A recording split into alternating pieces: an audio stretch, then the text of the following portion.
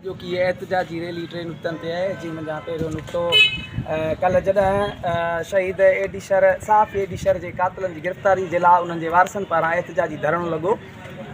त जसकम शहीद बशीर ख़ान जी मरकज़ी क़यादत उन धरणे में बि शिरकत कई त उतां जे साफ़ उतां जा जेके पुलिस वारा एहलकार ख़ासि करे खैरपुर SSP उन्हनि कूड़ियूं FIR दर्ज करे छॾियूं आहिनि। असां उन्हनि जी निंदा कयूं था ऐं फिलफोर मुतालबो था कयूं त उहे कूड़ियूं FIR ख़तमु कयूं वञनि ऐं साफ़ एडिशर जा कातिल जेके आहिनि उहे गिरफ़्तार कया वञनि। ॿ ॾींहं अॻु जॾहिं असांजो सिनाफ अॻवान मोहतरम भाऊ गनीमान चांडियो जंहिंखे रियासती गुंडा उनखे इस्पताल मंझां उते जबर ऐं ॾाढ जे ज़रिए खंभे गुम करे छॾियो आहे ऐं कल्ह अॼु राति ताज़ो ई वरी असांजे जसाफ RSR अॻवान सरमंद मीराणी खे बि खंभे गुम करे छॾियो आहे। असां सम्झूं था त हे सिंध जे शऊर जो आवाज़ु रोकण में नाकाम थी चुका आहिनि, इन जे करे असांजे